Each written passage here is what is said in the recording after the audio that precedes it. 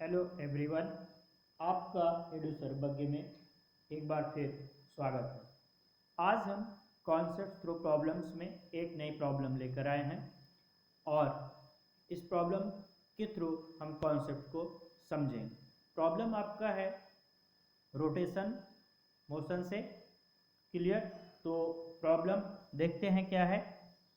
आपको जो प्रॉब्लम में दिया गया है वो बोल रहा है कि two forces F1 and F2 are applied on a spool of mass capital M and moment of inertia I about an axis passing through its center of mass. Find the ratio F1 by F2 so that the force of friction is 0 given that I less than 2 mr square। तो आपको problem में एक spool दिया गया है और उस spool की इनर रेडियस स्मॉल आर है और आउटर रेडियस आपकी 2r है। दो फोर्सेस हैं स्पूल पे, एक F1 है और एक F2 है। आपसे ये कह रहा है कि ये जो स्पूल है इसकी मोमेंट ऑफ इनर्शिया आई है और mass capital M. Moment of inertia के बारे में फर्दर एक इंफॉर्मेशन आपको दी गई है कि moment of inertia less than 2mr²। एक इंफॉर्मेशन और है, आपको बोला गया है कि जो फ्रिक्शन है वो 0। क्लियर? तो सबसे पहले हम प्रॉब्लम में जो हमको इंफॉर्मेशन मिल रही है उस इंफॉर्मेशन के थ्रू हम प्रोसीड करेंगे। आइए देखते हैं इसको कैसे सॉल्व करना है। तो हम सबसे पहले हमारा मेन मोटिव क्या होगा, जो प्रॉब्लम में है उस प्रॉब्लम से हमको इंफॉर्मेशन क्या मिल रही है। Information through problem.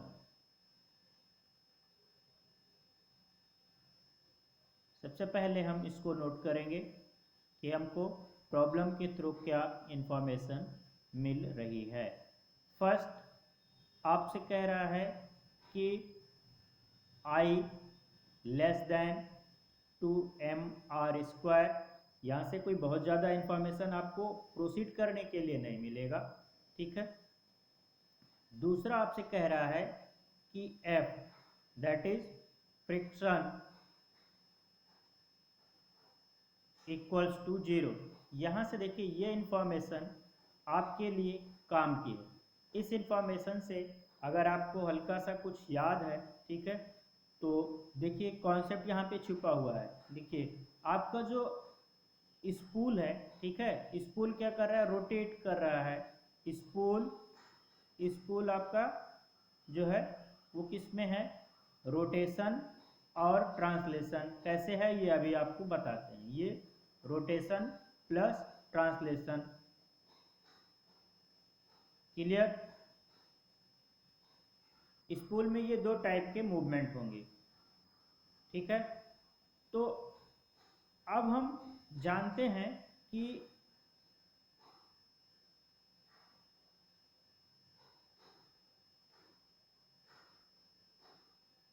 ठीक है, यहाँ पे देखिए ये आपका F1 है और ये F2 है।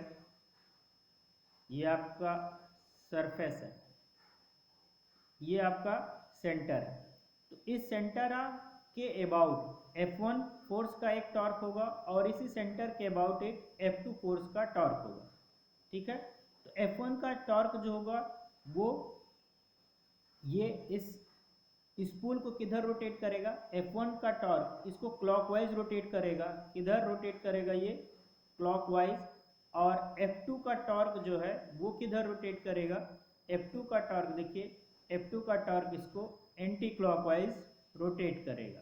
ये आपका F2 का टॉर्क है। ठीक है। F1 का टॉर्क इसको मैं टाउ 2 लिखता, सॉरी टाउ 1 लिखता हूँ। टाउ 1 आपका क्लॉकवाइज और टाउ 2 दो किसका टॉर्क है, टाउ 2 आपका है F2 का टॉर्क। तो टाउ 2 आपका जो है किधर है, ये anti clockwise, anti clockwise torque है ये।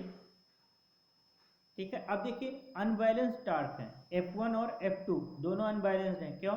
क्योंकि इस सेंटर से F1 जो फोर्स है इसकी डिस्टेंस कितनी है, 2r है, ये डिस्टेंस हमारी 2r है, और सेंटर से F2 की डिस्टेंस कितनी है, ये जो है r है। तो F1 का जो टॉर्क होगा टाउ1, F1 की वजह से जो टॉर्क टाउ1 वो कितना हो जाएगा, F1 2r, और F2 की वजह से जो टॉर्क हमारा टाउ2 है ये कितना हो जाएगा, F2r। ठीक है, अनबैलेंस टॉर्क है। अब अनबैलेंस टॉर्क होने की वजह से इसमें एक रोटेशन के चांसेस हैं। दूसरा क्या है, देखिए दूसरा ये है कि आपका जो है हॉरिजॉन्टल फोर्सेस अप्लाई किए गए हैं F2 और F1। ठीक है, तो F1 और F2 फोर्स की वजह से इन दोनों फोर्सेस को अपोजिशन में कोई फोर्स नहीं है, तो ये क्या करेगा, बॉडी आपका क्या करेगा, ट्रांसलेट भी करेगा, मतलब मूव करेगा, हॉरिजॉन्टल मोशन भी है इसमें। ठीक है, तो हॉरिजॉन्टल मोशन भी है। अब हमको एक चीज कह रहा है, ये जहाँ पे देखिए ये बोल रहा है कि हमारा फ्रिक्शन 0 है, तो हम ये जानते हैं कि पॉइंट ऑफ कांटेक्ट पे फ्रिक्शन कब नहीं लगेगा, फ्रिक्शन कहाँ लगेगा, पॉइंट ऑफ कांटेक्ट पे ही काम करेगा फ्रिक्शन।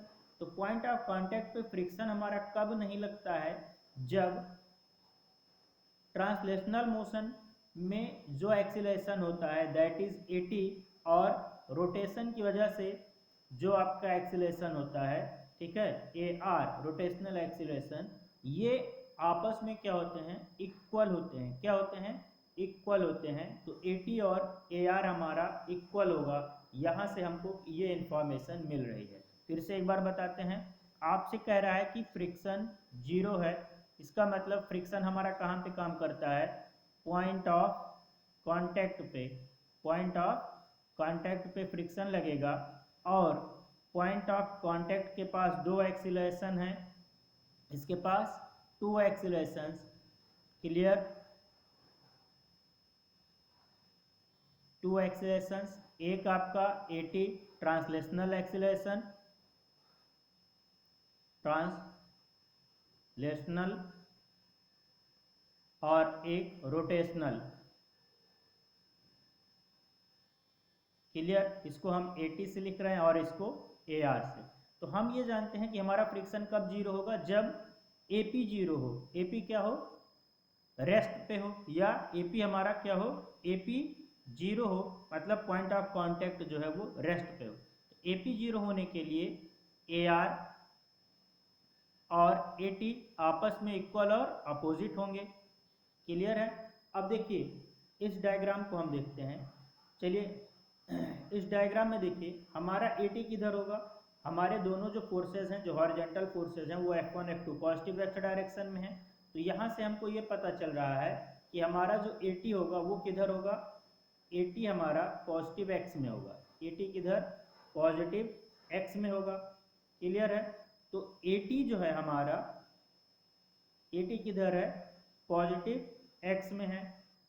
तो AR किधर होना चाहिए, AR हमारा होना चाहिए नेगेटिव x में, और मैग्नीट्यूड वाइज AR हमारा किसके बराबर होना चाहिए, AT के बराबर होना चाहिए। तब हमारा जो है फ्रिक्शन पॉइंट ऑफ कांटेक्ट पे क्या होगा, 0 होगा, क्लियर। अब हम AT देखिए, AT कैलकुलेट कर सकते हैं। AT हमारा कितना हो जाएगा आसानी के साथ, जो भी हमारा फोर्स है F1 plus F2 by capital M, ये हमारा AT है, क्लियर। इस ट्रांसलेशनल एक्सीलरेशन से आपका स्पूल मूव करेगा। अब स्पूल के पास, ठीक है, स्पूल के पास रोटेशन की वजह से जो एक्सीलरेशन होगा उसको कैलकुलेट करते हैं। देखिए AR इक्वल्स टू हम जानते हैं कितना होगा, जनरली क्या होता है, R एल्फा होता है। अब यहाँ पे देखिए R हमारा क्या है, डायग्राम में देखिए हम कौन सा, सेंटर से, ठीक है, पॉइंट ऑफ कांटेक्ट के बीच की दूरी कितनी है, ये 2R, ये इसकी रेडियस कितनी है, यहाँ पे देखिए ये दिया गया है, ये 2R। तो सेंटर से पॉइंट ऑफ कांटेक्ट के बीच की दूरी कितनी, 2R। तो R को हम कितना सब्स्टिट्यूट करेंगे, 2R, ठीक है। तो इक्वल्स टू 2R, और अल्फा हमारा कितना होता है, tau net by I, clear, ये हमारा ए आर आ गया। अब देखिए ए आर में हमको टाउ नेट की ज़रूरत पड़ेगी, तो टाउ नेट हमारा कितना हो जाएगा, एक हमारा जो है टाउ वन हमारा कहाँ पर आ रहा था, क्लॉकवाइज, तो टाउ वन की जो वैल्यू है वो हमारी कितनी थी, F1 इंटू 2R, और टाउ टू की वैल्यू जो थी हमारी that is F2 into are. अब देखिए यहाँ से अब हमें को इसकी डायरेक्शन देखनी होगी कि हमारी टॉर्क जो है किधर होगा। टॉर्क हम क्लॉकवाइज रिजल्टेंट रखें या एंटी क्लॉकवाइज। देखिए हमारा ए आर किधर है, ए टी तो हमारा पॉजिटिव एक्स में है, ठीक है, तो ए आर हमारा निगेटिव एक्स में। तो ए आर को सपोर्ट करने के लिए हमारी बॉडी किधर जो है रोटेट करनी चाहिए, किस डायरेक्शन में, ये क्लॉकवाइज डायरेक्शन में रोटेट करना चाहिए। किधर रोटेट करना चाहिए, क्लॉकवाइज डायरेक्शन में, ठीक है। तो हमारा जो है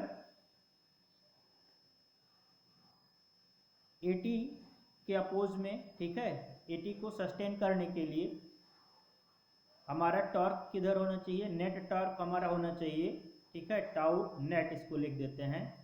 तो टाउ नेट हमारा किधर होना चाहिए, क्लॉकवाइज, टाउ नेट क्लॉकवाइज, ये हमारा क्लॉकवाइज है और ये एंटी क्लॉकवाइज है। तो टाउ नेट इक्वल्स टू हमारा हो जाएगा F1 2R minus F2 R। Clear है, यहाँ से अगर हम चाहें तो R कॉमन ले सकते हैं या फिर इसको ऐसे ही रहने दें। तो R अगर हम कॉमन ले लेते हैं, ठीक है, R कॉमन लेते हैं तो हमारा हो जाएगा 2F1 minus F2 that is tau net, और ये किधर है हमारा, क्लॉकवाइज, ये क्लॉकवाइज डायरेक्शन में हमारा टॉर्क काम कर रहा है। क्लियर है। अब हम ए आर और ए टी को इक्वल सब्सटीट्यूट करेंगे, क्यों, क्योंकि फ्रिक्शन जीरो जब होगा जो है, कब, जब पॉइंट ऑफ कांटेक्ट का एक्सीलरेशन जीरो हो, मतलब ए आर इक्वल्स टू क्या हो जाएगा, ए टी हो जाएगा। तो नेक्स्ट पेज पर देखते हैं, देखिए A R equals to A T, A R equals to A T. अब यहाँ से ए आर हमने देखिए क्या लिखा था, ए आर लिखा है A R equals to 2R tau net by I. तो 2R tau net by I equals to A T हमारा कितना था, F1 plus F2 by capital M। Clear. अब टाउ नेट की वैल्यू सब्सटीट्यूट कर देंगे, that is 2R tau net हमारा कितना था, R हमने कॉमन लिया था, तो 2F1 माइनस F2 अपॉन में I, ये हो जाएगा equals to F1 plus F2 by M। Clear. यहाँ से देखिए ये 2R स्क्वायर हो जाएगा, तो 2R square within bracket 2F1 minus F2 by I equals to F1 plus F2 by M। यहाँ से हम इसको अलग अलग कर लेते हैं, ये हो जाएगा आपका 4R square F1 by I minus 2R square F2 by I equals to F1 by M plus F2 by M। देखिए अलग अलग इसलिए कर लें क्योंकि हमको F1 और F2 का रेशियो बताना था। तो अब हम क्या करेंगे, F1 और F2 को एक साथ कर लेंगे। यहाँ से देखिए अगर हम F1 कॉमन ले रहे हैं, यहाँ से F1 कॉमन लेंगे तो ये हमारा बचेगा 4R स्क्वायर अपॉन आई, और इधर से F1 अगर हम इधर माइनस इधर ले आएंगे ये माइनस हो जाएगा, that is -1/m equals to इधर हम F2 वाला टर्म्स रखेंगे तो F2 कॉमन लेंगे तो इधर बचेगा 1/m और ये आ जाएगा तो ये हो जाएगा +2r²/i। क्लियर। अब हम इसको यहीं पे सॉल्व कर लेते हैं नेक्स्ट पेज पे। देखिए क्या हो जाएगा, ये हो जाएगा 4mr²। क्लियर। देखिए F1 के साथ हो जाएगा 4mr² -i upon mi equals to, एक बार देख लेते हैं, यही आएगा 4mr² -i अपॉन mi और ये कितना हो जाएगा i + 2mr² upon mi equals to F2 within bracket i + 2mr² upon mi। अब देखिए जो कैंसिल होगा उसको हम कैंसिल कर देंगे, mi will be cancel out, that is F1 into 4mr² -i equals to F2 within bracket i + 2mr²। अब यहाँ से हमको F1/F2 पूछा था, हम F1/F2 कैलकुलेट कर लेंगे तो हमारा F1/F2 आ जाएगा i + 2mr² अपॉन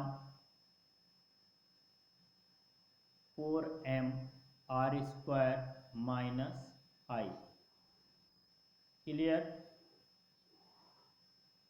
ये हमारा रेशियो आ जाएगा। ठीक है, तो इस प्रॉब्लम को होपफुली आप एंजॉय किए होंगे। फिर नेक्स्ट प्रॉब्लम के साथ आपसे जल्दी ही मिलेंगे, तब तक के लिए थैंक यू।